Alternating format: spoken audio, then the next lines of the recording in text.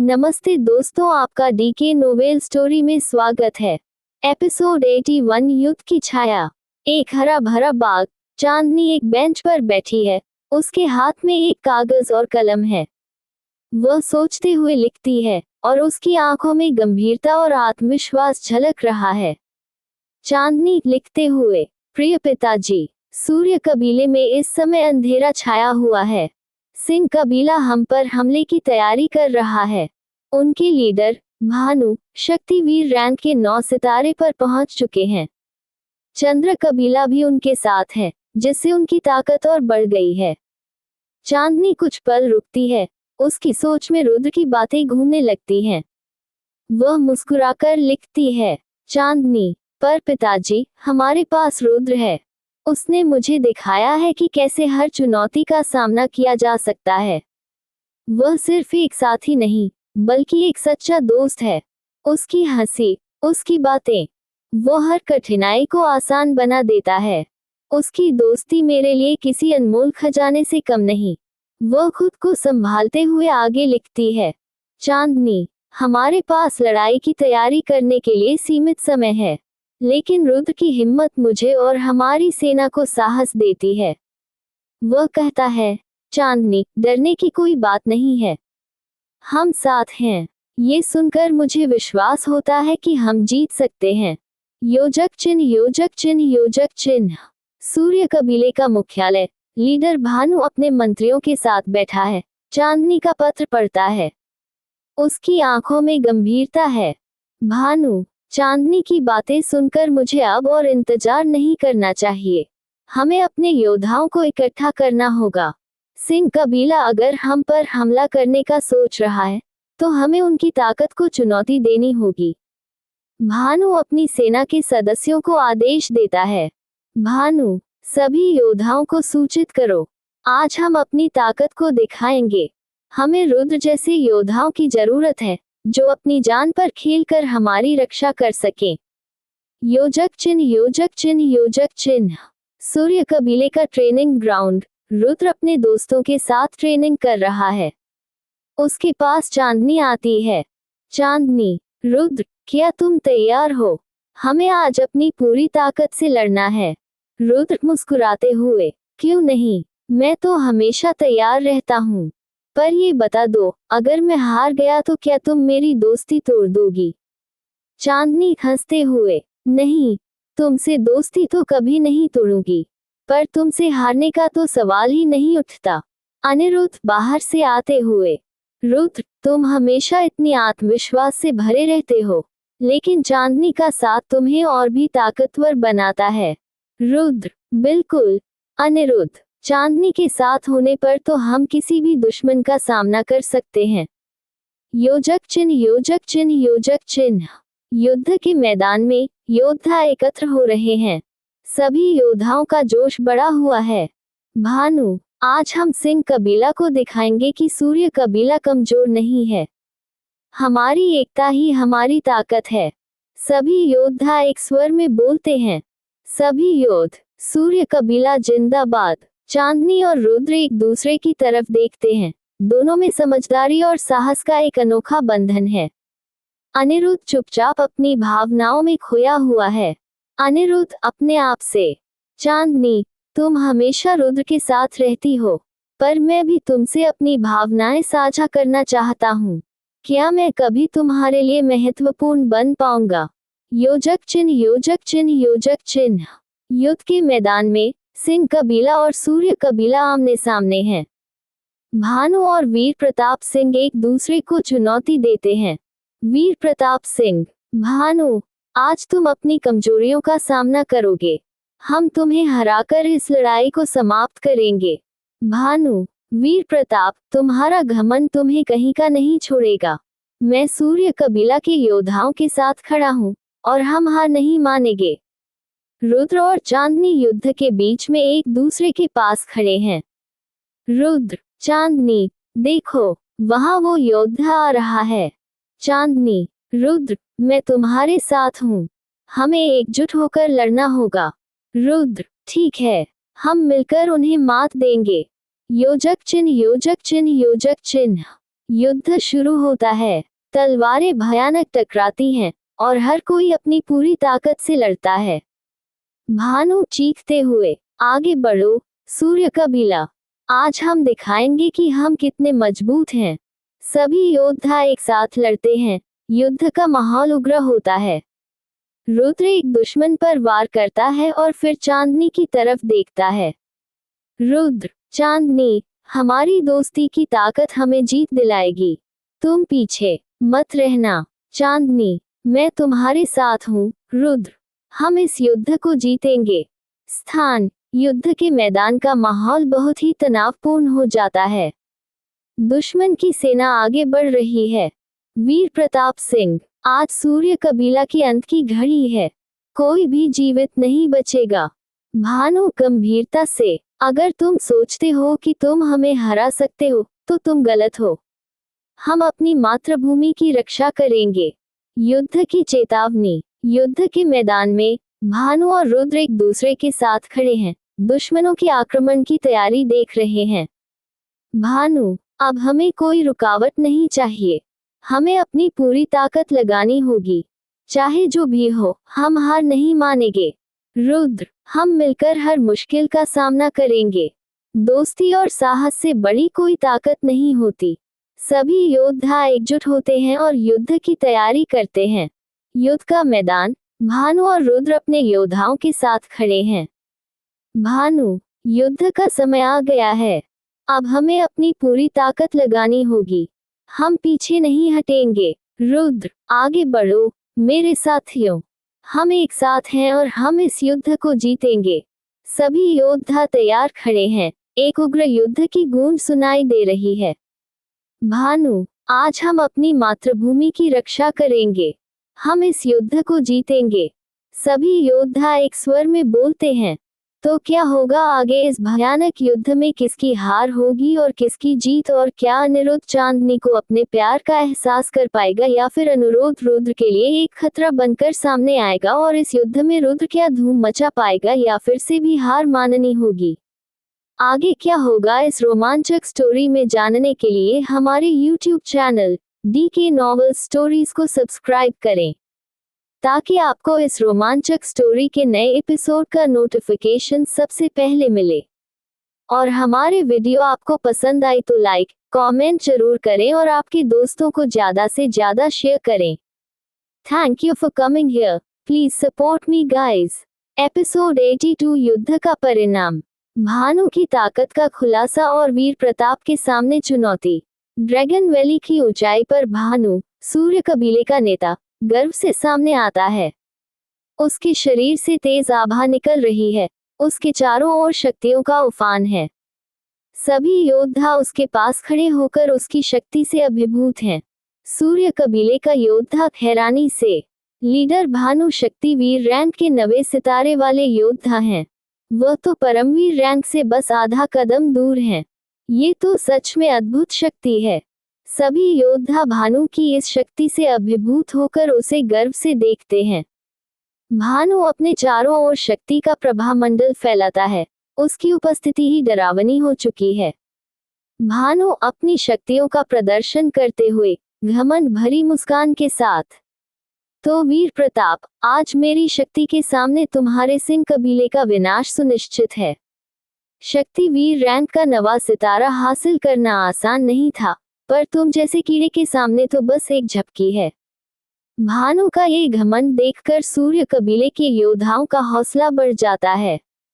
वे उसकी तरफ गर्व से देखते हैं, मानो वह युद्ध के मैदान का अद्वितीय विजेता हो। वीर प्रताप मुस्कुराते हुए शांत स्वर में, भानु, तुम अपने 9वें सितारे पर इतराते हो, पर ये मत भूलो कि तुम्हारे सामने अब एक परमवीर योद्धा खड़ा है। कुछ दिन पहले ही मैं परमवीर रैंक तक पहुंच चुका हूं। वीर प्रताप की यह बात सुनकर सभी योद्धा हैरान रह जाते हैं। किसी को भी इसका अंदाजा नहीं था कि वीर प्रताप अब परमवीर रैंक के पहले सितारे वाले योद्धा बन चुके हैं। सूर्य कबीले का योद्धा घबराहट से, ये तो सचमुच परमवीर रैंक का योद्धा है। भला हम इसका मुकाबला कैसे कर सकते हैं? वीर प्रताप अपनी शक्तियों को प्रकट करता है। उसके चारों ओर एक तेज चमक उभरती है और उसके चारों ओर एक ताकतवर कवच तैयार हो जाता है। सिंह कबीले के योद्धा वीर प्रताप की इस शक्ति को देख गर्व से जोश में आ जाते हैं। वहीं सूर्य कबीले के योद्धाओं में डर की लहर दौड़ जाती है। सूर्य कबीले का योद्धा आशंका से, भानु, ये तो बहुत ही ताकतवर लगता है, क्या हम इसे हरा सकते हैं? भानु आत्मविश्वास से अपने योद्धाओं को दिलासा देते हुए, डरने की कोई जरूरत नहीं है, मेरी शक्ति भी कम नहीं है, हम साथ में लड़ेंगे और जीत हमारी होगी। भानु के आश्वासन के बाद सभी सूर्य कबीले के योद्धा साहस के साथ तैयार हो जाते हैं। युद्ध का माहौल और भी गर्म हो जाता है। योजक चिन्ह, योजक चिन्ह, योजक चिन्ह। भानु गुस्से में अपनी तूफानी टॉर्नेडो तकनीक का इस्तेमाल करता है। आसमान में एक भयंकर तूफान उठता है और तेजी से वीर प्रताप की ओर बढ़ता है। भानु मुस्कुराते हुए, देखता हूँ वीर प्रताप, मेरा तूफानी टॉर्नेडो तुम्हारे परमवीर कवच को कैसे बिखेरता है। वीर प्रताप बिना किसी भय के अपनी बर्फीली हवा शक्ति का इस्तेमाल करता है और भानु के तूफान को रोक देता है। पूरा टॉर्नेडो बर्फ में बदल जाता है और टुकड़े टुकड़े होकर गिरता है। वीर प्रताप हंसते हुए दृढ़ता से, भानु, इतनी कमजोर तकनीकों से मुझे हराने का सपना मत देखो, ये बर्फ मेरे रास्ते में नहीं आ सकती। दोनों में घमासान युद्ध शुरू हो जाता है। भानु बार बार हमले करता है, लेकिन वीर प्रताप का शक्तिशाली कवच हर बार उसे बचा लेता है। दोनों योद्धाओं की टक्कर से युद्ध का मैदान गूंज उठता है। योजक चिन्ह, योजक चिन्ह, योजक चिन्ह। दूसरी ओर सूर्य कबीले के अन्य योद्धा भी अपने प्रतिद्वंद्वियों से भिड़ जाते हैं।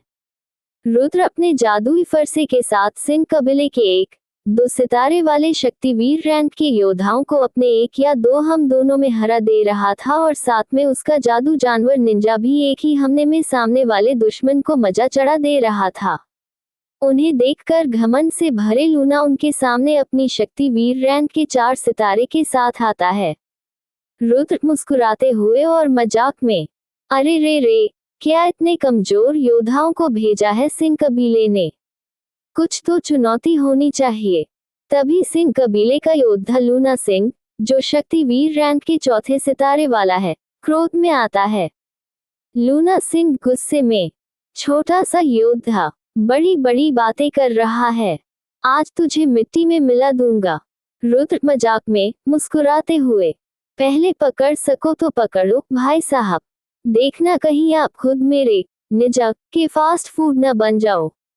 रुद्र अपनी शैडो तकनीक का उपयोग करते हुए लूना की पकड़ से बार बार बच निकलता है। उसे चिढ़ाते हुए बार बार उसकी नजरों के सामने से गायब हो जाता है। लूना चिल्लाते हुए परेशान होकर, अरे सामने आकर लड़ छोकरे, कब तक छिपेगा? रुद्र हंसते हुए, अरे लूना जी, आपके साथ खेल खेल रहा हूँ, पकड़ सकते हो तो पकड़ लो, लेकिन मुझे ढूंढना आसान नहीं है। फिर वह वैक्यूम हैंड तकनीक का उपयोग करते हुए हवा में घुमा हुआ पंच लूना सिंह पर जोरदार प्रहार करता है। जैसे ही घूमता हुआ पंच और लूना की टक्कर होती है, एक जोरदार धमाका होता है और लूना सिंह के चारों ओर धूल के गुब्बार में गिर जाता है। जब धूल का गुब्बार हटती है तो फटे हुए कपड़ों में एक लड़का नजर आता है, जिसके मुंह से खून की धार बह रही होती है। वह खांसते हुए बाहर आता है। कोष्टक, लूना बड़ी मुश्किल से अपने मुंह से कुछ शब्द निकलते हुए दर्द से कराते हुए, तुम जीत गए, मैं हार गया। योजक चिन्ह, योजक चिन्ह, योजक चिन्ह। चांदनी, जो सूर्य कबीले के लीडर भानु की बेटी है और 5 सितारों वाली शक्तिवीर रैंक की योद्धा है, अपने प्रतिद्वंदी से भिड़ी हुई है। कोष्टक, चांदनी का प्रतिद्वंदी सागर, सिंह कबीले का 5 सितारे वाला शक्तिवीर योद्धा। सागर हंसते हुए कटाक्ष करते हुए, क्या बात है चांदनी, भानु की बेटी होकर क्या बस ऐसे ही तीर चलाओगी? तुम्हारा नाम तो बड़े गर्व से सुना था मैंने। चांदनी मुस्कुराते हुए आत्मविश्वास से, बस बातें ही सुन रखी हैं सागर, अब देख भी लो कि भानु की बेटी में कितनी आग है। तैयार हो जाओ। चांदनी अपनी गगन चक्र तकनीक का उपयोग करती है। हवा में ऊंचे चक्र घूमते हैं और सागर की ओर तीव्रता से बढ़ते हैं। सागर अपनी धरती कवच तकनीक से खुद को बचाने की कोशिश करता है, परंतु चांदनी के चक्र का तीखा प्रहार कवच को चकनाचूर कर देता है। अनिरुद्ध का प्रतिद्वंदी भीम सिंह कबीले का 6 सितारों वाला शक्तिवीर योद्धा। अनिरुद्ध सूर्य कबीले का 6 सितारों वाला शक्तिवीर योद्धा और चांदनी का गुप्त प्रेमी, जो रुद्र के लिए जलन की भावना रखता है, अपने प्रतिद्वंदी भीम से टकराता है। अनिरुद्ध चांदनी के रुद्र के प्रति आकर्षण को लेकर खींचा हुआ है और अपनी पूरी शक्ति इस युद्ध में झोंकना चाहता है। भीम हंसते हुए चुनौती भरे स्वर में, ओह अनिरुद्ध महाराज, क्या आपकी ताकत सिर्फ दिल टूटने पर ही जागती है? अनिरुद्ध गुस्से में दांत भींचते हुए, तुम्हारी हिम्मत कैसे हुई भीम? आज तुम्हें सबक सिखाए बिना नहीं छोड़ूंगा। अनिरुद्ध अपनी वज्रपात वज्र तकनीक का इस्तेमाल करता है। भीम अपनी अचल कवच तकनीक से खुद को बचाने की कोशिश करता है, परंतु अनिरुद्ध का वज्रपात भीम के कवच को तोड़ देता है और उसे हवा में उछालकर पटक देता है। दीपेश का प्रतिद्वंदी अर्जुन सिंह कबीले का 4 सितारों वाला शक्तिवीर योद्धा। दीपेश सूर्य कबीले का 4 सितारों वाला शक्तिवीर रैंक का योद्धा, जिसे सूर्य कबीले में खूनी योद्धा के नाम से जाना जाता है, अपने प्रतिद्वंदी अर्जुन से भिड़ता है। दीपेश के चेहरे पर एक घमंड भरी मुस्कान है। अर्जुन कटाक्ष करते हुए, ओहो खूनी योद्धा नाम के साथ थोड़ा असर भी दिखाना सीखो। दीपेश हंसते हुए मजाक में, अरे अर्जुन भाई, मैं तो ऐसे ही तुम्हारे जैसे नौसिखियों पर असर छोड़ देता हूँ। तुम सिर्फ एक झटका झेलो, फिर देखो। दीपेश खूनी चक्र तकनीक का इस्तेमाल करता है। अर्जुन अपने दुर्ग कवच से खुद को बचाने की कोशिश करता है, पर दीपेश के चक्र का प्रहार उसे बेहोश कर देता है। रुद्र अपने प्रतिद्वंद्वी के साथ मजेदार अंदाज में खेल रहा है और चांदनी उसे चुपके से देख रही है। उसके चेहरे पर हल्की मुस्कान है। अनिरुद्ध ये देख गुस्से में अपना प्रतिद्वंदी भीम पर प्रहार और भी तेज कर देता है। चांदनी मन ही मन मुस्कुराते हुए, ये रुद्र भी ना युद्ध में भी कितनी मस्ती करता है। शायद यही वजह है कि वो मुझे खास लगता है। अनिरुद्ध अपनी ज्वाला और गुस्से को थामते हुए मन में, रुद्र, एक दिन मैं तुम्हें दिखा दूंगा कि चांदनी पर सिर्फ मेरा हक है। सीन भानु का अंतिम हमला और वीर प्रताप का जवाब। भानु अपनी अग्नि चक्र तकनीक का सहारा लेता है, जो उसकी सबसे शक्तिशाली तकनीक है। वीर प्रताप की शक्ति धीरे धीरे कम होती दिखती है और भानु इस मौके का फायदा उठाने के लिए तैयार हो जाता है। भानु अपने अग्नि चक्र को भेजते हुए गुस्से से, वीर प्रताप, तुम्हारा अंत आज यही होगा। यह अग्नि चक्र तुम्हारी तकदीर पर आखिरी चोट करेगा। अग्नि चक्र वीर प्रताप पर प्रहार करता है, लेकिन वीर प्रताप अपने परमवीर कवच को अंतिम बार बचाने के लिए शक्ति का संचार करता है। वह इस हमले का जवाब अपनी पूरी ताकत से देता है और अग्नि चक्र को अपने कवच से रोक लेता है। कोष्टक वीर प्रताप थोड़ा संघर्ष करते हुए मगर गर्व से, भानु, तुम अपनी सबसे बड़ी गलती कर रहे हो। मेरे सिंह कबीले को इतनी आसानी से हराया नहीं जा सकता। वीर प्रताप जैसे ही अपने शब्द पूरे करता है, उसके मुंह से खून की धार बहने लगती है और वह जमीन पर गिर पड़ता है। उसका पूरा शक्तियों से बना कवच टुकड़ों में बिखर जाता है। लीडर भानु का अग्नि चक्र इतना शक्तिशाली था कि परमवीर रैंक का वीर प्रताप सिंह भी उसे हमले को नहीं रोक पाया था और उसकी बुरी हालत हो गई थी। इसका कारण बस ये था कि वीर प्रताप सिंह को परमवीर रैंक में पहुंचे ज्यादा लंबा समय नहीं हुआ था और वह परमवीर रैंक की पूरी शक्तियों को काबू नहीं कर पाया था, जिसकी वजह से उसकी ऐसी बुरी हालत हो गई। कोष्टक वीर प्रताप धूल में गिरते हुए हार मानते हुए, नहीं, ये नहीं हो सकता। लीडर भानु वीर प्रताप पर बिल्कुल भी रहम न दिखाते हुए उसकी जान ले लेते हैं। भानु अपने योद्धाओं की तरफ मुस्कुराता है और जीत की घोषणा करता है। दृश्य विजय का जश्न। सूर्य कबीले के सभी योद्धा गर्व से खड़े हैं। रुद्र अपने दोस्तों के पास आता है और दीपेश उसे देखकर मजाक में चिढ़ाता है। दीपेश हंसते हुए, वाह रुद्र, अब तो हर लड़की की नजर तुम पर होगी। रुद्र हंसते हुए, मजाक में, अरे भाई, मुझे तो सिर्फ आजादी पसंद है, पर क्या करें, दिल है कि मानता नहीं। चांदनी मुस्कुरा देती है और बाकी योद्धा हंसते हुए अपनी जीत का जश्न मनाते हैं। सिंह कबीले का अस्तित्व अब सूर्य कबीले के अधीन हो चुका है।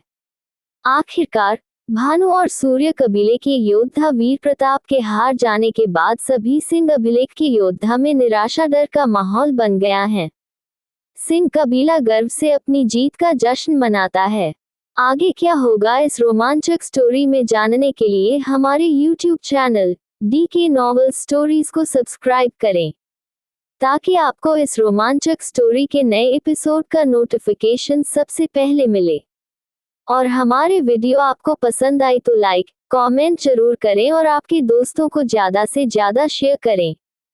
Thank you for coming here, please support me guys. आगे क्या होगा इस रोमांचक स्टोरी में जानने के लिए हमारे YouTube channel DK novel stories को सब्सक्राइब करें, ताकि आपको इस रोमांचक स्टोरी के नए एपिसोड का नोटिफिकेशन सबसे पहले मिले। और हमारे वीडियो आपको पसंद आई तो लाइक, कमेंट जरूर करें और आपके दोस्तों को ज्यादा से ज्यादा शेयर करें। Thank you for coming here, please support me guys. Episode 83 नए सफर पर। कबीले का मैदान। कबीले के मुख्य मैदान में लोग एकत्र हैं। रुद्र के आते ही उसकी लोकप्रियता और करिश्मे का असर साफ दिखाई देता है। खासकर कबीले की लड़कियां उसकी तरफ मुग्ध होकर देख रही हैं। लड़की एक अपनी सहेली से फुसफुसाते हुए, रुद्र में तो कुछ खास ही बात है। वो जिस तरह से चलता है, मानो किसी योद्धा से कम नहीं। लड़की दो मुस्कुराते हुए, और उसके चेहरे पर जो आत्मविश्वास है, मुझे तो लगता है कि कबीले का राजकुमार वही है। रुद्र उनके देखे जाने को महसूस करता है, हल्का सा मुस्कुराता है, और उसी वक्त उसकी बहन भैरवी और दोस्त दीपेश वहां आ जाते हैं। भैरवी हंसते हुए, क्या बात है भाई, तुम पर तो मानो कबीले की सभी लड़कियां फिदा हो गई हैं। कहीं तुम्हें राजकुमार बनाने का प्लान तो नहीं? दीपेश मजाक करते हुए, हाँ भाई, अब तो तू बस लड़कियों का सपनों का राजकुमार बन गया है। हमारा क्या होगा? रुद्र मुस्कुराते हुए, अरे यार, तुम दोनों भी ना। मैं बस खुद की जिंदगी जी रहा हूँ। ये सब लड़कियां क्यों मेरी तरफ ध्यान दे रही हैं, ये तो वही जाने। भैरवी छेड़ते हुए, अच्छा जी, जैसे तुम्हें कुछ पता ही नहीं। ये सब यूं ही तो तुम्हारे पीछे नहीं पड़ी। तभी चांदनी की एंट्री होती है। वह रुद्र की सबसे अच्छी दोस्त है और उसे देखकर मन ही मन मुस्कुराती है। उसे रुद्र का अपने प्रति आकर्षण महसूस होता है, लेकिन वह इसे स्वीकार नहीं करती। वहीं दूसरी तरफ अनिरुद्ध भी मैदान में मौजूद है और चांदनी पर अपनी नजरें जमाए हुए है। उसे रुद्र और चांदनी की बढ़ती नजदीकियों से जलन हो रही है। तभी कुछ लड़कियां रुद्र के पास आती हैं और उससे बात करने की कोशिश करती हैं। उनकी बातों से अनिरुद्ध और चिढ़ जाता है। चांदनी भी हल्के से मुस्कुराते हुए ये सब देख रही होती है। लड़की 3 शर्माते हुए, रुद्र, तुम्हारे जैसा योद्धा होना हम सबके लिए गर्व की बात है। तुमसे बात करना हमारी तमन्ना थी। रुद्र संकोच के साथ, ओह धन्यवाद, आप सबका साथ मेरे लिए बहुत मायने रखता है।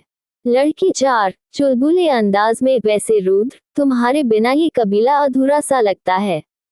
रुद्र मुस्कुराता है और भैरवी और दीपेश उसे हल्के फुल्के अंदाज में चिढ़ाते हैं। चांदनी भी मुस्कुरा रही होती है, लेकिन अनिरुद्ध के चेहरे पर गुस्से का भाव स्पष्ट है। भैरवी हंसते हुए, भाई, अब तुम्हारे बिना तो ये कबीला पूरा ही नहीं हो सकता। दीपेश, हाँ रुद्र, अब कबीले की सारी लड़कियां बस तुम्हारे नाम की ही चर्चा करती हैं।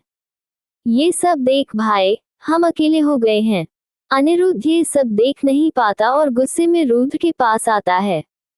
योजक चिन्ह, योजक चिन्ह, योजक चिन्ह। अनिरुद्ध और रुद्र का घमासान।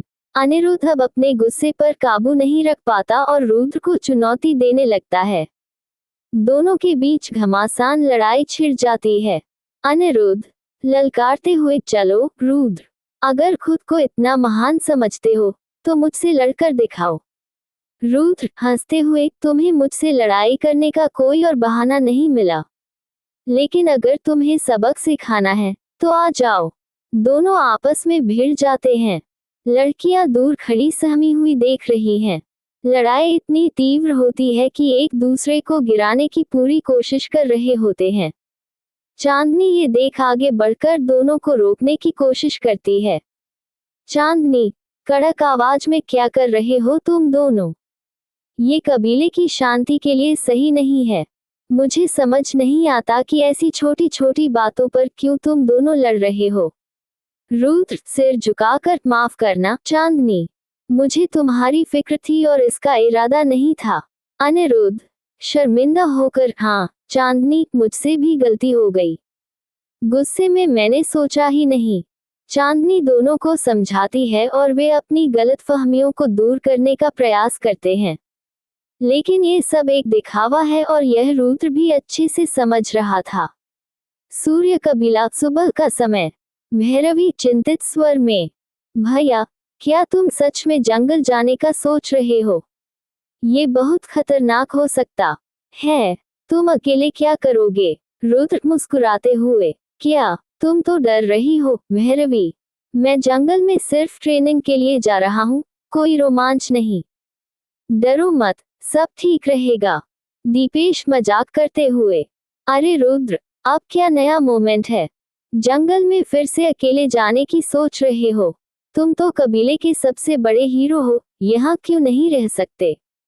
रुद्र मुस्कुराते हुए, भैया, हीरो बनने के लिए थोड़ा अलग रास्ता अपनाना पड़ता है। अकेले जंगल में जाकर जो जान लूंगा वही असली ताकत होगी। दीपेश हंसते हुए सर हिलाता है। दीपेश, पर तेरे बिना कबीले में लड़कियां तो पागल हो जाएंगी। क्या होगा? सब रोने लगेंगी। चांदनी, जो थोड़ी दूर खड़ी थी, रुद्र की बात सुनकर उसकी ओर बढ़ती है। उसकी आंखों में चिंता और कुछ और भावनाएं झलक रही हैं। चांदनी धीरे से, रुद्र, तुम सच में जा रहे हो? अकेले, बिना हमें बताए? रुद्र हंसी में जवाब देता है, लेकिन उसकी नजरों में कुछ हल्की सी नरमी है। रुद्र, हाँ चांदनी, मुझे लगता है ये वक्त है मेरे लिए कुछ नया सीखने का। तुम सबको चिंता करने की जरूरत नहीं है। दीपेश हंसते हुए सिर हिलाता है, जबकि भैरवी थोड़ा गुस्से में आती है। भैरवी गुस्से में, तुम हमेशा ऐसी बातें क्यों करते हो?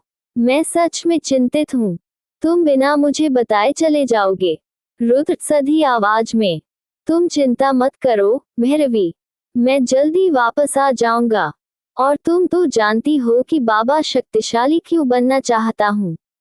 उद्धरण चिन्ह। दीपेश चुटकी लेते हुए, वैसे भैरवी सही कह रही है।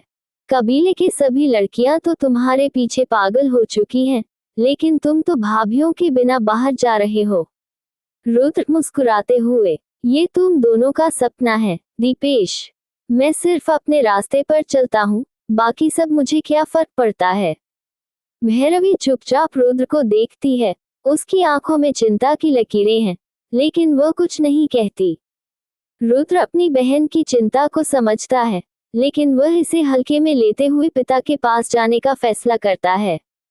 देवराज के पास बातचीत। रुद्र अपने बाबा देवराज के पास जाता है, जो कबीले के सम्मानित बुजुर्ग बन चुके हैं। वह रुद्र को हमेशा सलाह देते हैं। देवराज की आंखों में गहरी समझ और प्यार है, लेकिन वह जानते हैं कि उनका बेटा बड़ा हो चुका है। रुद्र सिर झुकाकर, बाबा, मुझे जंगल में अकेले कुछ समय बिताने की जरूरत है।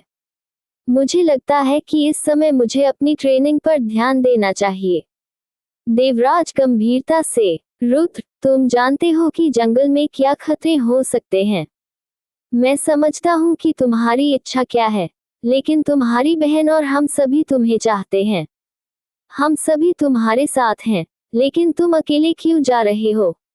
रुद्र आत्मविश्वास से, बाबा, मुझे एक कदम अकेले ही उठाना होगा। ये समय है जब मुझे अपने भीतर के डर को हराना होगा। मैं जानता हूँ कि आप मेरी मदद करेंगे, चाहे मैं अकेला ही क्यों न जाऊं। देवराज सिर झुकाकर सोचते हैं, फिर धीरे से रुद्र को देखते हैं। देवराज मुस्कुराते हुए, तुम्हारी मानसिकता और परिश्रम मुझे हमेशा गर्व महसूस कराता है रुद्र। ठीक है, तुम जा सकते हो, लेकिन ध्यान रखना, हम हमेशा तुम्हारे साथ हैं और ईश्वर तुम्हारी मदद करेंगे। देवराज रुद्र को जाने से पहले एक पोटली देते हैं जिसमें कुछ सिक्के रखे होते हैं और अपने सफर के लिए शुभकामनाएं देते हैं। Smile with a hello. Rudra के जाने के समय रुद्र अपने पिता और बहन से मिलकर जंगल की ओर चलने लगता है। उसकी नजरें गहरी, आत्मनिर्भर और संघर्ष से भरी होती हैं। दीपेश और भैरवी उसे देख रहे हैं। भैरवी की आंखों में चिंता है, लेकिन रुद्र उसकी चिंता को हल्के में लेता है। रुद्र के जंगल जाने का समय करीब आ रहा है। उसकी बहन भैरवी, जो हमेशा रुद्र के साथ रहती थी, उसे छोड़ने की सोचकर काफी उदास होती है। वह रुद्र के पास आती है, उसकी आंखों में चिंता और भावनाएं साफ झलक रही हैं। भैरवी रुद्र से चिंता जताते हुए, भैया, तुम अकेले जंगल में जा रहे हो, क्या तुम मुझे कोई भरोसा नहीं देते? क्या मैं तुम्हारे साथ नहीं रह सकती? रुद्र अपनी बहन की बात सुनकर थोड़ा चौंकता है, लेकिन फिर अपनी मुस्कान को छिपाते हुए उसे समझाता है। रुद्र मुस्कुराते हुए, भैरवी, मुझे पता है तुम मेरे लिए कितनी चिंतित हो, लेकिन यह मेरा रास्ता है। ये समय मेरे लिए खुद को समझने का है। तुम्हें चिंता करने की जरूरत नहीं है, मैं लौटकर सबको और भी मजबूत बना दूंगा।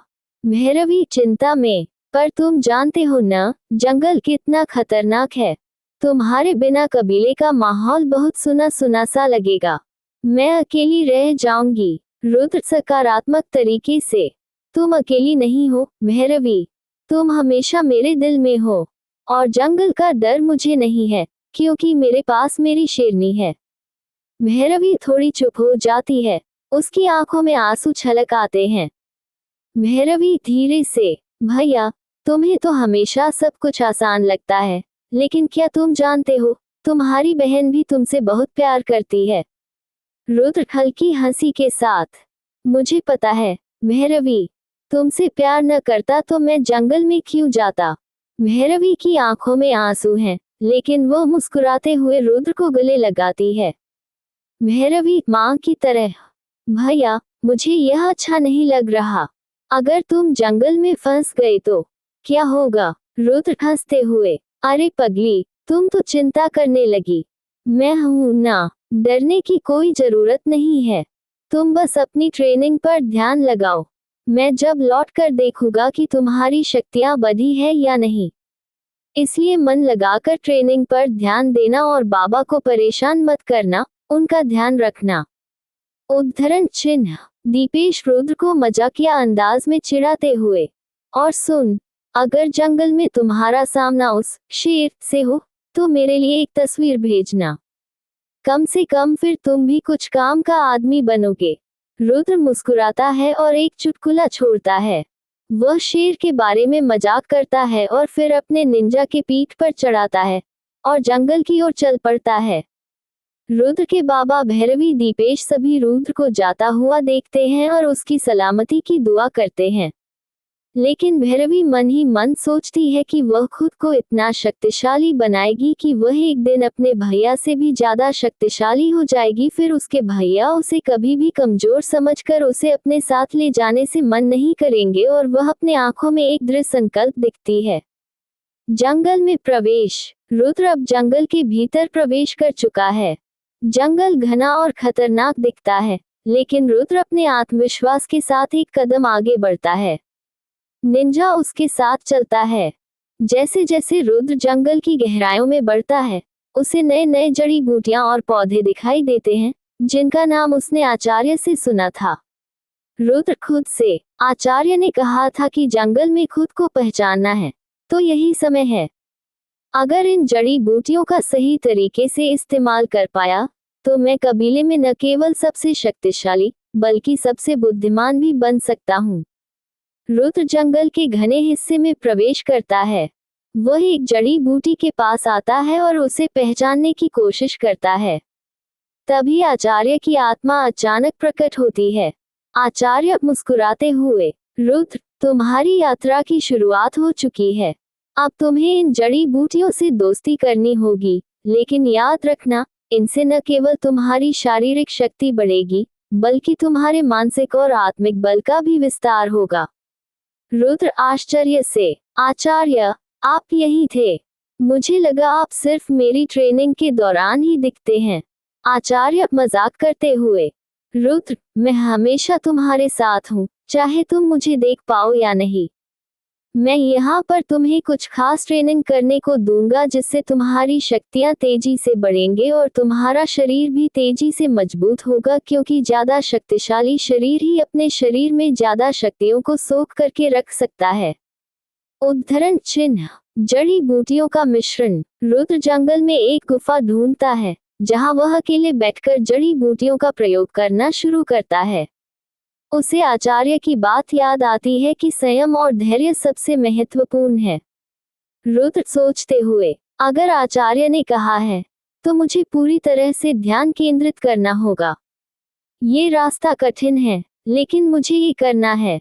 वह जड़ी बूटियों का संयोजन करता है और मिश्रण बनाता है, लेकिन वह गलती से बहुत ज्यादा मात्रा में डाल देता है और वह दवा जहर में बदलने लगती है।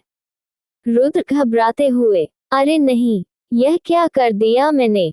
तभी आचार्य की आत्मा प्रकट होती है और हल्की सी हंसी हंसते हुए कहती है। आचार्य मजाक करते हुए, कभी कभी रुद्र, जानबूझकर की गई गलतियां भी हमें सबसे बड़े पाठ सिखाती हैं। अब ध्यान से काम करना। तुम्हें सीखना है कि गलती से नहीं, सही तरीके से सब कुछ करना होता है। तो क्या होगा आगे इस कहानी में? क्या रुद्रा सही से दवा तैयार कर पाएगा और क्या आगे और इस जंगल में कौन कौन से खतरे रुद्र का इंतजार कर रहे हैं? आगे क्या होगा इस रोमांचक स्टोरी में जानने के लिए हमारे YouTube channel DK novel stories को सब्सक्राइब करें, ताकि आपको इस रोमांचक स्टोरी के नए एपिसोड का नोटिफिकेशन सबसे पहले मिले। और हमारे वीडियो आपको पसंद आई तो लाइक, कमेंट जरूर करें और आपके दोस्तों को ज्यादा से ज्यादा शेयर करें। Thank you for coming here, please support me guys. Episode 84, Rudra की खतरनाक ट्रेनिंग। जंगल में रुद्र। गहरे जंगल के बीच एक छोटी गुफा में रुद्र अपने जादुई जानवर निंजा ज्वाला शेर के साथ बैठा है। वह कुछ जड़ी बूटियां इकट्ठा कर दवाएं बनाने का प्रयास कर रहा है। निंजा उसे ध्यान से देख रहा है। रुद्र की आंखों में उत्सुकता है, लेकिन वह थोड़ा नर्वस भी है। रुद्र बुदबुदाते हुए, ठीक है, तो आचार्य ने कहा था कि ये ग्रीन फ्लावर और गिरिन ड्रैगन फ्रूट मिलाने हैं, लेकिन मात्रा का भी ध्यान रखना है। उफ, ये मात्रा ही तो सबसे मुश्किल काम है। रुद्र थोड़ा सा ग्रीन फ्लावर उठाता है और दवा में मिलाता है, फिर गलती से ज्यादा गिरिन ड्रैगन फ्रूट डाल देता है। अचानक धुआं निकलने लगता है और दवा पूरी तरह से काली हो जाती है। रुद्र घबराकर, अरे यार, ये क्या हो गया? ये तो बिल्कुल जहरीला लग रहा है। इतने में पीछे से आचार्य, जो भूत जैसे अचानक प्रकट होते हैं, रुद्र के पीछे खड़े होते हैं। आचार्य हंसते हुए, रुद्र, मैंने पहले ही कहा था कि ग्रीन फ्लावर और गिरिन ड्रैगन फ्रूट की मात्रा का ध्यान रखना। मात्रा में थोड़ी सी भी चूक पूरे मिश्रण को खराब कर सकती है। रुद्र शर्मिंदगी से सिर झुकाते हुए, क्षमा करें आचार्य, मैंने सोचा कि थोड़ी ज्यादा मात्रा से और अच्छा असर होगा, पर ये तो। आचार्य मुस्कुराते हुए, रुद्र, जड़ी बूटियों में मात्रा का महत्व सबसे अधिक होता है। जैसे ये ग्रीन फ्लावर ठंडा फ्लावर कहा जाता है, इसकी एक निश्चित मात्रा ही दवा को तैयार करती है। अगर थोड़ी भी ज्यादा हो जाए तो ये अपनी ठंडक से अन्य जड़ी बूटियों को जमा देता है और दवा नहीं बन पाती। रुद्र आश्चर्य से, सच में आचार्य, ये तो बहुत पेचीदा काम है। आचार्य, और ये गिरिन ड्रैगन फ्रूट, ये तो करेले से भी ज्यादा कड़वा होता है। अगर इसकी मात्रा ज्यादा हो गई तो ये पूरी दवा को जहर में बदल देता है। वैद्य की असली परीक्षा होती है सही मात्रा का चयन और अपने ज्वाला तापमान को नियंत्रित रखना। रुद्र अभी भी थोड़ा शर्माते हुए, अब समझ में आया आचार्य, ये तो वाकई में एक कला है। आचार्य, सिर्फ कला नहीं, विज्ञान भी है। मैंने तुम्हें जो पुस्तक दी है उसमें मेरे और मेरे पूर्वज जॉनी द्वारा लिखी सारी जानकारी है, लेकिन लगता है तुमने उस पुस्तक का अध्ययन ठीक से नहीं किया। रुद्र मुस्कुराते हुए आचार्य, दरअसल वो पुस्तक थोड़ी भारी भरकम है। मैं कोशिश कर रहा हूँ। आचार्य थोड़ा सख्त स्वर में, पुस्तक का सही ढंग से अध्ययन करना जरूरी है रुद्र। बिना ज्ञान के कोई वैद्य नहीं बनता। हर जड़ी बूटी की एक निश्चित मात्रा होती है और वो अन्य तत्वों के साथ कैसे प्रतिक्रिया करेगी, ये जानना जरूरी है। अब कल सुबह तुम्हारी एक खास ट्रेनिंग होगी, तो जल्दी तैयार हो जाना। रुद्र उत्साहित होकर, हाँ आचार्य, मैं सुबह जल्दी तैयार रहूंगा। आचार्य गायब होते हुए, और ये मत भूलना, वैद्य की परीक्षा उसके संयम और ध्यान में है। तुम्हारी यात्रा सिर्फ अभी शुरू हुई है रुद्र। आचार्य गायब हो जाते हैं। रुद्र थोड़ी शर्मिंदगी और आत्मनिर्भरता के साथ मुस्कुराता है और निंजा की ओर देखता है। निंजा बुद्धिमान आंखों से देखते हुए कुर्र। रुद्र मुस्कुराते हुए, क्या तुम भी मुझे ताना मार रहे हो निंजा? दोनों हंसते हैं और रुद्र दृढ़ता से अगले दिन की तैयारी में जुट जाता है। रुद्र की खतरनाक ट्रेनिंग। अगली सुबह हल्की धुंध से घिरा वातावरण। सूरज निकलने से पहले ही रुद्र पूरी तरह तैयार होकर अपने निंजा के साथ नदी किनारे बने ट्रेनिंग स्थल पर पहुंच चुका है। उसका चेहरा दृढ़ संकल्प से भरा है, लेकिन थोड़ी सी घबराहट भी छुपी हुई है। तभी रहस्यमय धुंध के बीच से आचार्य की आत्मा प्रकट होती है। उनकी उपस्थिति इतनी प्रभावशाली होती है कि रुद्र का सिर अपने आप ही झुक जाता है। योजक चिन्ह, योजक चिन्ह, योजक चिन्ह। आचार्य गंभीरता से, तैयार हो रुद्र। आज की ट्रेनिंग में तुम्हारी सहन शक्ति और धैर्य की असली परीक्षा होगी।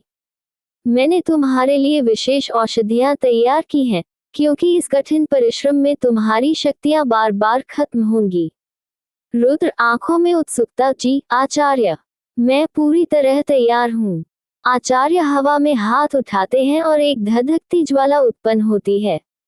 वे कुछ विशेष जड़ी बूटियों का वर्णन करते हैं। आचार्य, ये है शिव शक्ति मूल, इससे तुम्हारी सहन शक्ति बढ़ेगी। ये चिरंजीव पत्ता तुरंत ऊर्जा बहाल करेगा, और ये वीरवर्धनी फल, चोटें जल्दी ठीक होंगी। इन सभी को महाप्रसाद बूटी के साथ मिलाकर ये औषधि तैयार करता हूँ। आचार्य अपनी हथेलियों पर बिना किसी बर्तन के जड़ी बूटियों को मिलाते हैं और कुछ गोलियां बनाते हैं। आचार्य गोलियां थमाते हुए, रुद्र, ये शक्तिवर्धक गोलियां हैं। जब भी तुम थक जाओ या चोट खा जाओ, इसे खा लेना। रुद्र मंत्रमुग्ध होकर, आचार्य, क्या मैं भी कभी बिना बर्तन के औषधियां तैयार कर पाऊंगा? आचार्य मुस्कुराते हुए, पहले अपने मन पर काबू पाओ, उस दिन तुम भी ऐसा कर सकोगे। परंतु आज का कठिन परिश्रम ही तुम्हें इस ओर ले जाएगा। आचार्य ट्रेनिंग स्थल की ओर इशारा करते हैं, जहां भारी झूलती लकड़ियां, दलदल, मार्शल आर्ट प्रैक्टिस के लिए एक विशेष लकड़ी और तेज बहाव वाली नदी दिख रही है। आचार्य गंभीर स्वर में, ये सभी बाधाएं तुम्हारे साहस की परीक्षा लेंगी रुद्र। याद रखना, यहाँ तुम्हें केवल अपने दम पर पार करना है। रुद्र खलक सूखते हुए, जी आचार्य। योजक चिन्ह, योजक चिन्ह, योजक चिन्ह। चुनौती 1, झूलती लकड़ियां। रुद्र दौड़ते हुए झूलती लकड़ियों के बीच से निकलने की कोशिश करता है।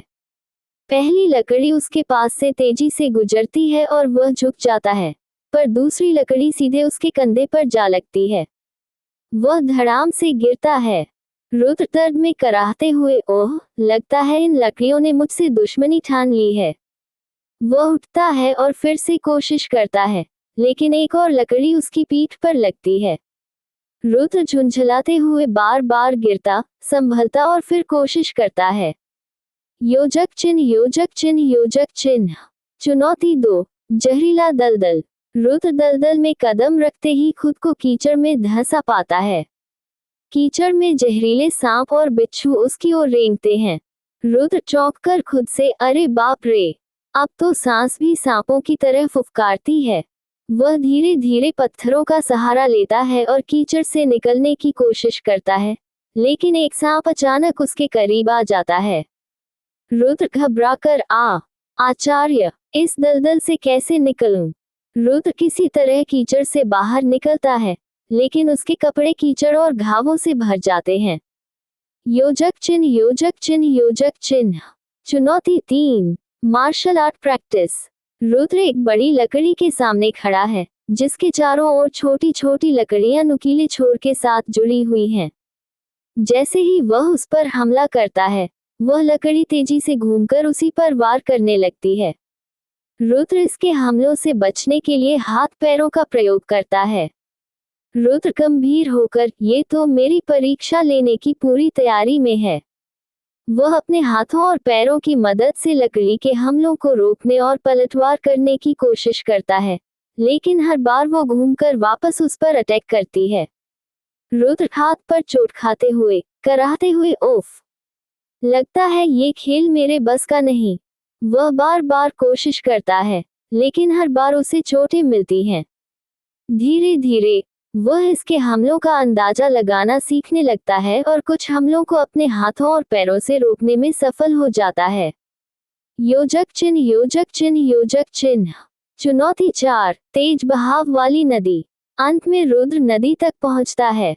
जैसे ही वह नदी में कदम रखता है, पानी का तेज बहाव उसे खींच लेता है। एक मछली उस पर हमला करती है, लेकिन वह बचने की कोशिश करता है। रुद्र लहरों से जूझते हुए, हे भगवान, क्या ये मछली मुझे रुद्र समझकर खा जाएगी? आचार्य दूर से देखते हैं और मुस्कुराते हुए कहते हैं, आचार्य, रुद्र, अपनी सारी ताकत और साहस लगाओ। ये पानी तुम्हारी परीक्षा ले रहा है। कई असफल प्रयासों के बाद रुद्र नदी पार कर ही लेता है। उसकी हालत खराब हो चुकी है। वह जमीन पर गिर जाता है, पर चेहरे पर संतुष्टि का भाव रहता है। योजक चिन्ह, योजक चिन्ह, योजक चिन्ह। शाम का समय। शाम तक रुद्र बुरी तरह थका हुआ है। उसके शरीर पर चोटें हैं, लेकिन चेहरे पर सुकून है। आचार्य उसके पास आते हैं। आचार्य गोलियां देते हुए, रुद्र, ये केवल शुरुआत है। आज की मेहनत से तुम्हें एक सीख मिली। कल और कठिन परिश्रम के लिए तैयार रहना। रुद्र थके हुए पर आत्मविश्वास से, आचार्य, मैं कल और भी मजबूत होकर लौटूंगा। आपके हर एक पाठ को आत्मसात करूंगा। योजक चिन्ह, योजक चिन्ह, योजक चिन्ह। रुद्र अपने अंदर एक नई ऊर्जा और आत्मविश्वास महसूस करता है। वह मन ही मन इस कठिन ट्रेनिंग को सफलतापूर्वक पूरा करने का संकल्प लेता है। जंगल की गुफा। रुद्र थकान से चूर होकर अपनी गुफा में लौटता है। उसके शरीर पर चोटें हैं, लेकिन चेहरे पर संतोष का भाव है। आचार्य द्वारा दी गई जादू की गोली का ख्याल आते ही वह उसे निकालता है और अपने मुंह में रख लेता है। गोली के मुंह में जाते ही उसकी सारी थकान, चोटें और खर्च हुई शक्तियां धीरे धीरे लौटने लगती हैं। रुद्र गहरी सांस लेते हुए, अरे वाह, लगता है आचार्य ने इस गोली में कोई जादू छिपा रखा है। तभी उसका साथी निंजा जंगल में शिकार करते हुए आया हुआ जानवर लेकर गुफा में प्रवेश करता है। उसके शरीर पर भी चोटें हैं। रुद्र उसे देखकर मुस्कुराता है और उसे भी एक गोली दे देता है। रुद्र, ले निंजा, ये तेरे लिए भी है। खा ले, देख कितनी शक्ति मिलती है। निंजा गोली खाते ही अपनी थकान और चोटों से उबर जाता है। दोनों हंसी मजाक करते हुए अपना शिकार पकाने में लग जाते हैं। जड़ी बूटियों का संग्रह। रुद्र अगली सुबह जंगल में कई जड़ी बूटियां इकट्ठा करता है, जिनमें से कुछ अजीब और अद्भुत नामों वाली हैं। जैसे ग्रीन ड्रैगन फ्रूट, एक हरे रंग का फल जो तेजी से खून बढ़ाने में सहायक है। गोल्डन बीच, एक सुनहरी रंग की बूटी जो शरीर को गजब की सहन शक्ति देती है। ब्लू फ्लेम बरगामोट, नीले रंग का फूल जिससे मांसपेशियों में ताकत बढ़ती है। रुद्र इन जड़ी बूटियों को गुफा में ले जाकर दवा तैयार करने की तैयारी करता है। योजक चिन्ह, योजक चिन्ह, योजक चिन्ह। दवा तैयार करने का प्रयास। रुद्र दवा तैयार करने के लिए कढ़ाई निकालता है और रुद्र अपनी वैद्य ज्वाला की पर रख देता है।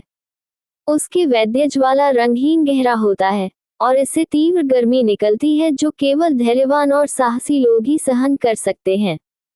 वैद्य ज्वाला की गर्मी ऐसी होती है कि पास खड़ा होना भी साहस का काम है। रुद्र आग की ओर देखते हुए मुंह में खुद से बुदबुदाते हुए, चलो भाई, आज देखता हूँ ये मेरी वैद्य ज्वाला मेरे दोस्त बनेगी या मेरे दुश्मन। वह कढ़ाई में ग्रीन ड्रैगन फ्रूट और गोल्डन बीच के पत्ते डालता है, साथ ही ब्लू फ्लेम बरगामोट के फूल भी। कढ़ाई में उबाल आने लगता है और रुद्र अपनी आत्मशक्ति से मिश्रण को चलाता है।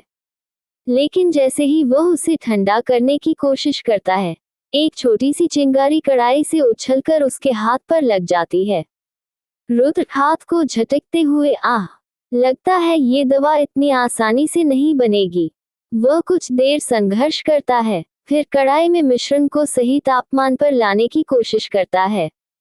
लेकिन एक बार फिर मिश्रण का रंग बदलकर काला हो जाता है और वह दवा बनाने में असफल हो जाता है।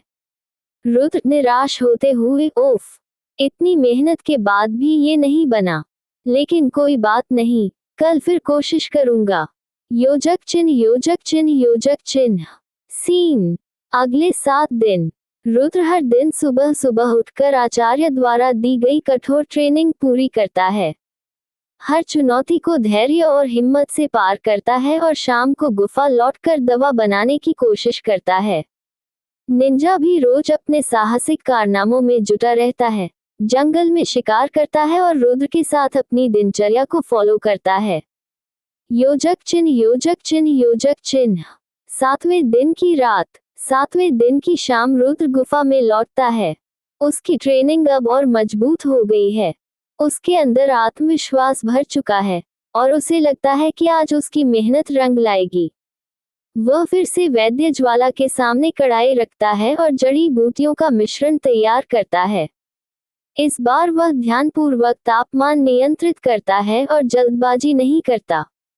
मिश्रण का रंग धीरे धीरे चमकीला हरा और सुनहरा हो जाता है और थोड़ी देर बाद वह ठंडा होकर गोली का रूप ले लेता है। रुद्र के चेहरे पर संतोष और गर्व का भाव होता है। रुद्र मुस्कुराते हुए, अरे वाह, आखिरकार सफलता मिल ही गई। ये लो ग्रेड गोली अब मेरी ट्रेनिंग में और गति लाएगी। रुद्र ने अपनी पहली गोली रैंक 1 की लो ग्रेड गोली शक्ति बनाई थी। इस गोली का इस्तेमाल शक्तिवीर रैंक के योद्धा और रैंक 2 के जादुई जानवर के लिए होती है। इस गोली की नीलामी की जाए तो आसानी से 1000 सोने के सिक्के मिल सकते हैं। इस गोली को रैंक 1 के वैद्य आसानी से तैयार कर सकते हैं। कोष्टक। वह खुशी खुशी एक गोली खुद खाता है और निंजा को भी देता है। दोनों को गोली के असर से अत्यधिक ऊर्जा का एहसास होता है और दोनों की शक्तियों में तेजी से वृद्धि होती है और रुद्रा 5 सितारों वाला शक्तिवीर रैंक का योद्धा बन गया था और निंजा की शक्तियां पहले से बढ़ गई थी। कोष्टक। आचार्य का आगमन। तभी आचार्य गुफा के प्रवेश द्वार पर प्रकट होते हैं। उनके चेहरे पर एक रहस्यमयी मुस्कान होती है। आचार्य गंभीर स्वर में, रुद्र, तुमने अपने परिश्रम और धैर्य से अपनी ट्रेनिंग का ये चरण सफलता से पूरा कर लिया है। अब समय आ गया है कि हम इस जंगल को छोड़कर तुम्हारी ट्रेनिंग के लिए एक नई जगह पर जाएं, जहां तुम्हारी शक्तियां और तेजी से बढ़ेंगी। रुद्र आत्मविश्वास से भरे स्वर में, जी आचार्य, मैं अब हर चुनौती का सामना करने के लिए तैयार हूँ। तभी रुद्र को एक खतरनाक तिलिस्मी जानवर के दहाड़ने की आवाज सुनाई देती है, जो कि आसपास मौजूद सभी जंगली जानवरों को डर डर कर दूर भगाने के लिए मजबूर कर दे रही थी। रुद्र मन ही मन सोते हुए कहता है, ये तो किसी खतरनाक जानवर की आवाज लग रही है। उद्धरण चिन्ह। रुद्र आचार्य से सवाल करते हुए, क्या हम वहां जाकर देखना चाहिए आचार्य? उद्धरण चिन्ह। तो ये किस तरह की खतरनाक जानवर की दहाड़ने की आवाज थी और क्या रुद्र पता लग पाएगा कि वह किस तरह का जानवर है और वह जानवर क्यों दहाड़ रहा था? क्या कुछ खतरनाक घटना घटी है कहीं पर? और क्या आचार्य रुद्र को जानवर के पास जाने देंगे या फिर उसे रोक लेंगे? आगे क्या होगा इस रोमांचक स्टोरी में जानने के लिए हमारे YouTube channel DK novel stories को सब्सक्राइब करें, ताकि आपको इस रोमांचक स्टोरी के नए एपिसोड का नोटिफिकेशन सबसे पहले मिले। और हमारे वीडियो आपको पसंद आई तो लाइक, कमेंट जरूर करें और आपके दोस्तों को ज़्यादा से ज़्यादा शेयर करें। Thank you for coming here. Please support me guys. Episode 85 Rudra की किस्मत। गुफा के बाहर गहरे जंगल में तेज हवाओं के बीच गुफा के बाहर एक रहस्यमयी वातावरण बन जाता है। पेड़ पत्ते हिलने लगते हैं और आचार्य एक हल्की मुस्कान के साथ गुफा के बाहर आते हैं। गुफा के पास ध्यान मुद्रा में बैठे रुद्र उनकी ओर देखता है। आचार्य गंभीर स्वर में, रुद्र, तुम्हारे परिश्रम ने तुम्हें इस यात्रा के एक महत्वपूर्ण मोड़ पर ला खड़ा किया है। इस जंगल को छोड़कर अब हमें एक नई जगह जाना होगा, जहां तुम्हारी शक्तियां और भी तेजी से बढ़ेंगी। रुद्र आत्मविश्वास से, जी आचार्य, मैं अब हर चुनौती के लिए तैयार हूँ। अचानक दूर से एक खतरनाक तिलिस्मी जानवर की भयंकर दहाड़ सुनाई देती है, जिससे जंगल के जानवर भी डरकर भागने लगते हैं। रुद्र थोड़ा चौंककर चारों ओर देखता है। रुद्र मन में, ये कौन सा जानवर हो सकता है? रुद्र आचार्य से, आचार्य, क्या हमें जाकर देखना चाहिए कि ये किस जानवर की आवाज है?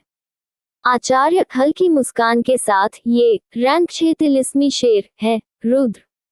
एक ऐसा शेर जो अपनी ताकत और आक्रामकता के लिए कुख्यात है। इसके पास जाना मतलब मौत को दावत देना। रुद्र जोश में, क्या हम इसे दूर से देख सकते हैं आचार्य? आचार्य हंसते हुए, तुम्हारी हिम्मत की दाद देनी होगी। चलो इसे एक बार देख लेते हैं। आचार्य रुद्र को अदृश्य करने का मंत्र बोलते हैं और दोनों हवा में उड़ते हुए एक ऊंचे पेड़ पर बैठते हैं, जहां से तिलिस्मी शेर और 4 योद्धाओं का समूह दिखाई देता है। रुद्र हैरानी से देखता है कि शेर के सामने 4 योद्धा खड़े हैं। उनमें से एक लड़की बेहद खूबसूरत है और शेर के सामने निर्भीक होकर खड़ी है। लड़की शेर से, हमें बस तुम्हारा दिल का मोती चाहिए, हमें वह दे दो और हम यहाँ से चले जाएंगे। शेर की आंखों में गुस्सा भर जाता है और वह जोर से दहाड़ता है। शेर, तुम्हारी इतनी हिम्मत कि मेरे दिल के मोती की बात करो। दफा हो जाओ, वरना तुम्हें मसल दूंगा। आचार्य रुद्र को समझाते हुए, ये दिल का मोती तिलिस्मी जानवरों के लिए बेहद मूल्यवान होता है। ये शक्ति का प्रतीक है और हर पीढ़ी के लिए अनमोल धरोहर। रुद्र जोश में, आचार्य, क्या हमें भी यह मोती हासिल करना चाहिए? आचार्य मुस्कुराते हुए, अगर हम इसे पा सके तो तुम्हारी शक्ति कई गुना बढ़ जाएगी, लेकिन हमें बेहद सावधानी से काम करना होगा। आचार्य रुद्र को गुफा के अंदर प्रवेश कराते हैं। गुफा के अंदर चमकता गुलाबी मोती दिखाई देता है, लेकिन जैसे ही वे आगे बढ़ते हैं, एक नन्हा शेर लगभग 6 फीट का उनका रास्ता रोकता है। रुद्र घबराते हुए बोलता है। रुद्र घबराकर, अरे बच्चे शेर महाशय, हम तो बस यूं ही घूमने आए थे। नन्हा शेर क्यूट अंदाज में दहाड़ता है। रुद्र शेर को बहलाने की कोशिश करते हुए, देखो, हम सिर्फ मोती को निहारना चाहते हैं। तुम बहुत प्यारे हो, बस हमें एक मोती दे दो, हम चले जाएंगे। लेकिन नन्हा शेर जिद्दी होता है और वह रुद्र को मोती ले जाने नहीं देता। आचार्य रुद्र से धीरे से, शायद इसे रोकने के लिए तुम्हें अपनी बनाई हुई शक्ति गोली का इस्तेमाल करना पड़ेगा। रुद्र शेर से, देखो, यह एक ताकतवर गोली है, इससे तुम्हें अपनी शक्ति को बढ़ाने का मौका मिलेगा। रुद्र शक्ति गोली नन्हे शेर को दे देता है, जिसे खाते ही शेर अपनी नई शक्ति को काबू करने में लग जाता है। इसका फायदा उठाते हुए रुद्र फुर्ती से मोती उठाता है और आचार्य के साथ गुफा से बाहर भाग जाता है। गुफा के बाहर शक्ति सम्राट रैंक की लड़की और उसके साथ ही शेर से मुकाबला कर रहे हैं। लड़की गंभीरता से शेर से कहती है, लड़की, हमें बस यह मोती चाहिए और हम चले जाएंगे। लेकिन तुम अपने घमंड में हमें कुछ नहीं समझ रहे। शेर क्रोध में अपनी शक्ति का विस्फोट करता है। दोनों के बीच भयंकर युद्ध छिड़ जाता है, लेकिन शेर की ताकत ज्यादा होने के कारण लड़की धीरे धीरे कमजोर पड़ जाती है। अंत में उसे गंभीर चोटें आती हैं और वह बेहोश हो जाती है। संत रैंक के योद्धा उसे उठाते हैं और शेर को धमकी देते हैं। योद्धा धमकी भरे स्वर में, हम सत्यम दल के लोग हैं। तुमने हमारे भावी लीडर के साथ जो किया है, इसका बदला हम जरूर लेंगे। शेर गुस्से में फुकारता है लेकिन कुछ नहीं कहता। गुफा के पास गहरे जंगल में रुद्र अभी भी मोती लेकर गुफा से बाहर निकल रहा है। तभी उसके कदम अचानक रुक जाते हैं। सत्यम दल का नाम सुनते ही उसके मन में अतीत की कड़वी यादें उभरने लगती हैं। उसे याद आता है कि कैसे सत्यम दल वालों ने उसके बाबा का अपमान किया था और उन्हें उनके ही घर से बाहर निकाल दिया था। रुद्र मन ही मन प्रतिज्ञा करता है। रुद्र सोचते हुए अपने मन में, एक दिन मैं शक्ति सम्राट बनूंगा और सत्यम दल के उस अपमान का बदला लूंगा। मेरे बाबा के सम्मान की रक्षा करना मेरा पहला कर्तव्य है। तभी अचानक से नन्हा शेर गुफा के बाहर आ जाता है और बड़े शेर के पास आकर क्यूट अंदाज में गुर्राता है। बड़ा शेर ध्यान से उसकी बात सुनता है और उसकी आंखों में गुस्से की चमक दिखाई देने लगती है। नन्हे शेर ने अपनी शेर वाली भाषा में अपने पिता को बता दिया था कि दिल का मोती इंसानों द्वारा चोरी कर लिया गया है। बड़ा शेर गुस्से से, किसी इंसान की इतनी हिम्मत कि मेरे दिल के मोती को चुरा ले, उसे मैं जिंदा नहीं छोड़ूंगा। बड़ा शेर दहाड़ता है और आसपास के जंगल में इंसानों को ढूंढने लगता है। रुद्र और आचार्य उसकी दहाड़ से समझ जाते हैं कि शेर को चोरी के बारे में पता चल गया है। आचार्य रुद्र से फुसफुसाते हुए, रुद्र, ये शेर बेहद गुस्से में है। अगर उसने हमें देख लिया तो हमारा बच पाना नामुमकिन है। हमें यहाँ से तुरंत निकलना होगा। आचार्य रुद्र को अपने मंत्र शक्ति से हवा में उठा लेते हैं और दोनों तेजी से जंगल से बाहर की ओर उड़ने लगते हैं। कुछ समय बाद वे एक सुरक्षित स्थान पर पहुंचते हैं जहां आचार्य मंत्र का प्रभाव खत्म कर देते हैं और रुद्र अपने पैरों पर खड़ा हो जाता है। रुद्र हैरानी से चारों ओर देखते हुए, आचार्य, ये कौन सी जगह है? आचार्य मुस्कुराते हुए, यह एक छोटा सा गांव है। यहाँ कुछ दिन रुककर तुम्हें अपनी शक्तियों को और मजबूत करना होगा। इस दौरान हम अपनी अगली योजना बनाएंगे। रुद्र गांव के एक हिस्से में जाता है और एक सस्ता कमरा किराए पर ले लेता है। वह एक रेस्टोरेंट के पास से गुजरते हुए खाना खाने के लिए अंदर चला जाता है। खाना खाते हुए वह वहां बैठे लोगों की बातचीत सुनने लगता है। ग्राहक एक आतुरता से, अरे, सुना है इस बार की नीलामी में बहुत खास चीजें आ रही हैं, जैसे कि कुछ जादुई रैंक 2 के हथियार और दुर्लभ जड़ी बूटियां। ग्राहक 2 उत्साहित होकर, हाँ, और सुना है कि कुछ शक्तिशाली तकनीकें भी होने वाली हैं। इस बार की नीलामी पिछले सभी नीलामियों से बड़ी होगी। रुद्र इन बातों को ध्यान से सुनता है और उसे समझ आता है कि नीलामी में जाना उसके लिए फायदेमंद हो सकता है। रुद्र मन ही मन, अगर मैं इस नीलामी में शामिल हो सकूं, तो मुझे अपनी ताकत को और बढ़ाने का मौका मिल सकता है। इन दुर्लभ वस्तुओं से मेरा सफर और भी आसान हो जाएगा। अगले दिन रुद्र नीलामी घर की ओर अपने अगले मंसूबों को अंजाम देने के लिए बढ़ता है। उसकी पहचान गुप्त रखने के लिए उसने काले कपड़े पहने हुए हैं और एक बड़ा हुड लगाया हुआ है।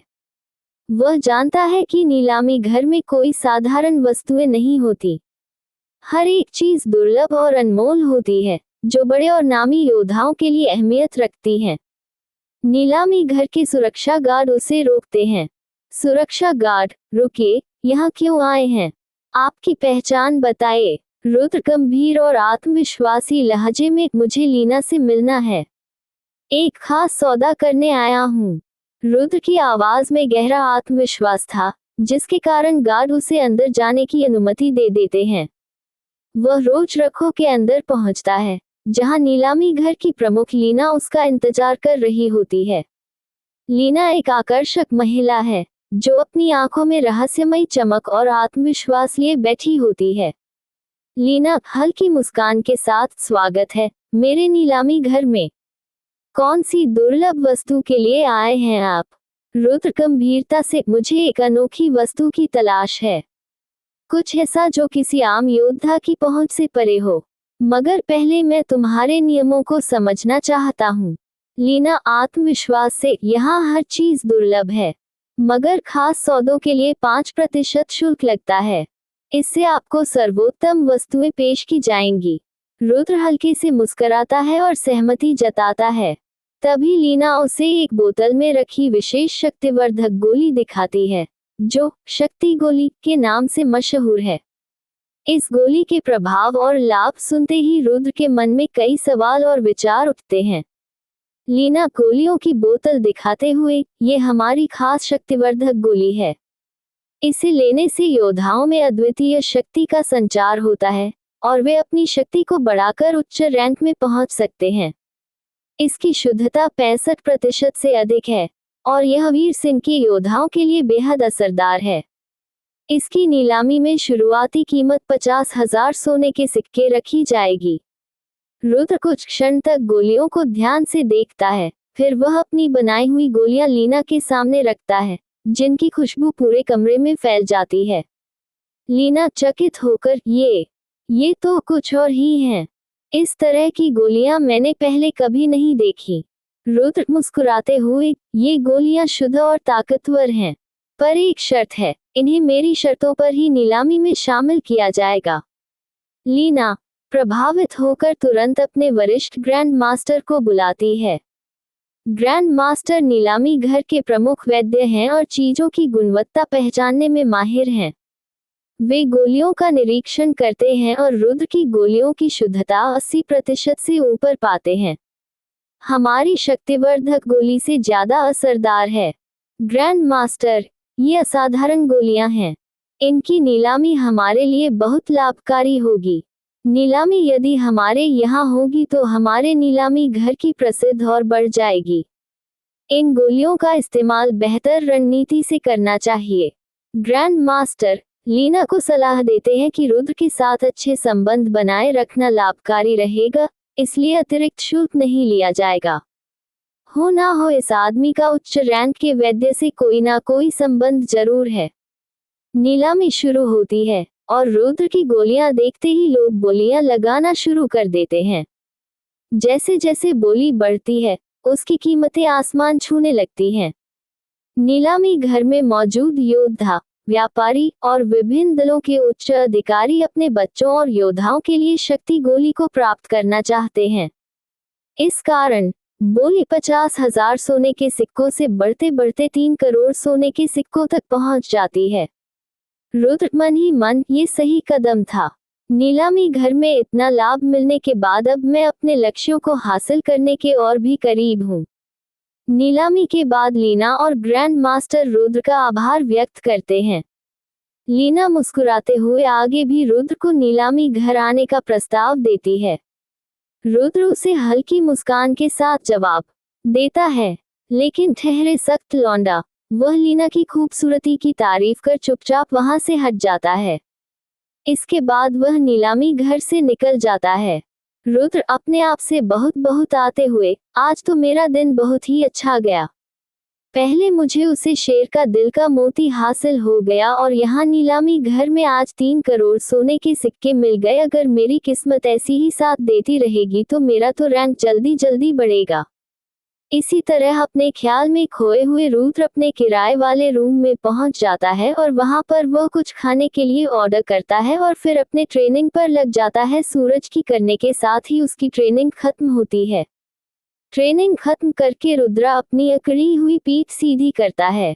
रुद्र अपने आप से बुदबुदाते हुए कहता है, आज लगता है मैं ट्रेनिंग कुछ ज्यादा ही लंबी समय के लिए कर ली, लेकिन अच्छा है, ट्रेनिंग करने के बाद में मुझे एकदम तरोताजा महसूस हो रहा है। अब से मैं आराम की जगह ट्रेनिंग ही करूंगा। तो क्या रुद्रा की किस्मत इसी तरह से चमकती रहेगी और क्या होगा अगले दिन की नीलामी में? क्या वहां भी रुद्र की किस्मत चमकेगी और वहां उसे कुछ खास मिल जाएगा? आगे क्या होगा इस रोमांचक स्टोरी में जानने के लिए हमारे YouTube channel DK novel stories को सब्सक्राइब करें, ताकि आपको इस रोमांचक स्टोरी के नए एपिसोड का नोटिफिकेशन सबसे पहले मिले। और हमारे वीडियो आपको पसंद आई तो लाइक, कमेंट जरूर करें और आपके दोस्तों को ज्यादा से ज्यादा शेयर करें। Thank you for coming here. Please support me guys. और कमेंट करके बताएं कि स्टोरी कैसी लगी। अच्छी लग रही है तो भी, ना लग रही हो तो भी, तभी तो मैं स्टोरी को कुछ अलग अंदाज में लिखेगा या कुछ बेहतरीन बनाने के लिए कुछ और सोचूंगा। इसलिए अपने लाइक और कमेंट जरूर करते जाएं और दोस्तों को शेयर करें। यार मेरी स्टोरी में उसे बहुत काम आ रहे हैं। लाइक तो बिल्कुल भी नहीं करते हो। जितने लोग पढ़ते हैं तो लाइक करते हुए जाओ।